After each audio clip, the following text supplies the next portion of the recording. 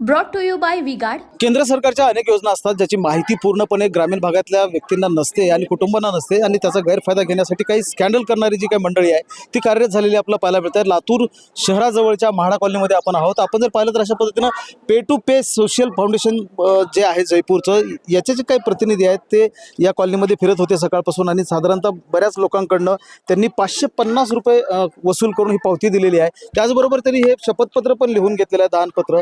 याच्यामध्ये ते असं म्हणतात की आम्ही या संस्थेच्या विरोधात जे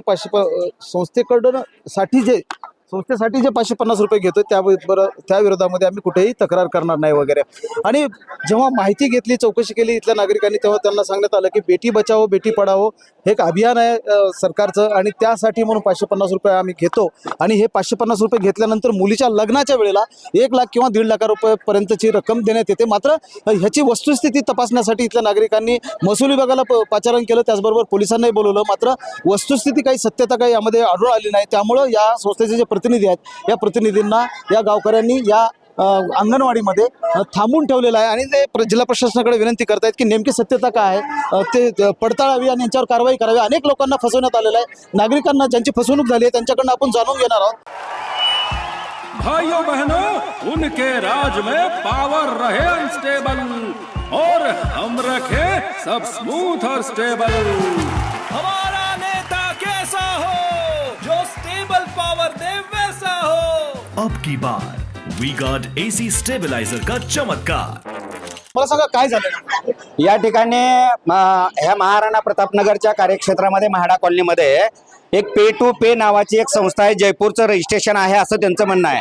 आणि लातूर जिल्ह्यामध्ये त्यांचा जो सर्वे करणारा माणूस आहे, बेटी बचाओ बेटी पढाओ या अभियानाच्या नावाखाली प्रत्येक मुलीकडून 550 रुपयाची वसुली करून नाव नोंदणी करण्याचं आमिष दाखवत आहेत.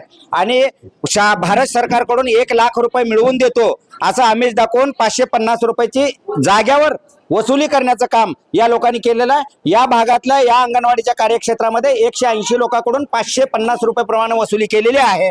आणि आमच्याकडे जी पावती आलेली आहे या संस्थेची 2,93,695 नंबरची पावती आहे.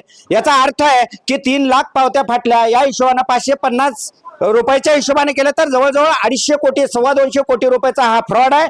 या ठिकाणी आम्ही पकडलेला आहे. भारत सरकारला, महाराष्ट्र सरकारला आमची विनंती आहे की बेटी बचाओ बेटी पढाओचा अभियान जो आहे अशा फ्रॉड लोकांच्या हातामध्ये देऊ नये. आणि सर्वसामान्य नागरिकाचे 250-250 कोटी रुपयाची वसुली करतात हे लोक.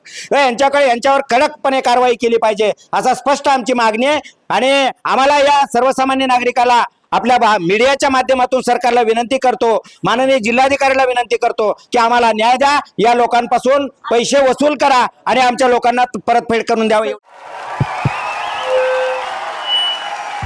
उनका बैकअप सिर्फ कल तक और हमारा चांद तक। हमारा नेता कैसा हो जो नॉन स्टॉप बैकअप दे वैसा हो। अब की बार V-Guard इन्वर्टर बैटरी का चमत्कार। काही महिला देखील आहेत ज्यांच्या बेटी बचाओ बेटी पढाओ हा तो विषय बाजूला राहिला, पण रोजगार हमीवर काम मिळवून देतो किंवा कामगार कल्याण मंडळाकडनं निधी उपलब्ध करून देतो म्हणून देखील काही पैसे. किती पैसे दिले तर आम्ही 1200 रुपये दिले रोजगार हमीचे म्हणून. भांडे देतो म्हणले तर परत काहीच नाही. 2 महिने झाले आम्हाला तर देऊन. काहीच पावती नाही ना, कुठलं काहीच नाही आम्हाला. तर महिने द्यायला पाहिजेत का नाही, दिले नाही तर. तुम्ही किती पैसे भरले? 1100 रुपये भरले सर. आम्ही सकाळीच भरले सर. आम्हाला पावती नाही ना काही नाही सर.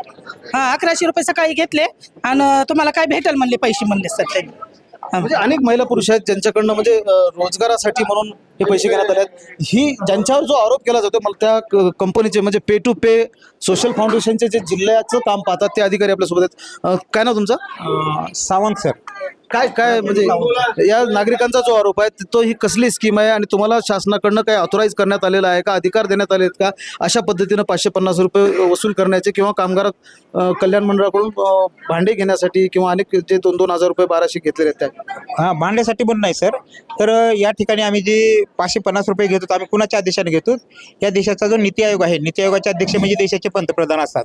तर त्यांनी आम्हाला संस्थेला मान्यता दिली की बाबा तुम्ही अशा प्रकारे मुलींच्या लग्नासाठी किंवा वेगवेगळ्या प्रकारच्या सामाजिक कार्यासाठी तुम्ही या ठिकाणी म्हणजे देणगी स्वीकारू शकताय. हे नागरिक जे आहेत ते तुमच्याकडे काय अधिकार पत्र आहे का? तशा पद्धतीचं झालं ते कागदपत्र मागतायत तर तुम्ही देण्यास असमर्थ होता? सर कागदपत्र आहेत आमच्याकडे जे की नीती आयोगानं रजिस्ट्रेशन केले आहेत. आमचे स्वतःचे आयडेंटिटी कार्ड आहेत. आम्हाला सुद्धा त्यांनी सांगितलेलं आहे किंवा तुम्ही या प्रकारे लिगली हातात गळ्यामध्ये आय डी असेल तर तुम्हाला जिल्हा कलेक्टर सांगून तुम्ही की या प्रकारचं सामाजिक कार्य करायला तुम्ही हरकत नाही अशा प्रकारची आम्हाला सरनं सूचना दिलेल्या आहेत आणि त्यांनी या प्रकारे आम्हाला सांगितलेलं आहे. महसूल आणि प्रशासनाचे लोक देखील या ठिकाणी आलेले होते. त्यांनी चौकशी केली, माहिती घेतली. मात्र अशा प्रकारचा जिल्हा प्रशासनाकडून कोण्याही संस्थेला अधिकार देण्यात आलेले नाहीत की अशा प्रकारचे पैसे घ्यावेत वगैरे. आता पुढील कारवाई जी आहे ते महसूल विभाग आणि पोलीस प्रशासनाचे जे अधिकारी आहेत ते करतात. Mahendra Jondhale, TV9 Marathi, Latur. Brought to you by V-Guard.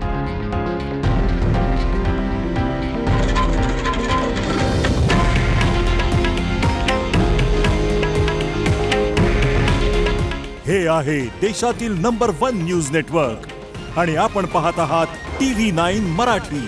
काळजी तुमची, हित महाराष्ट्राचं.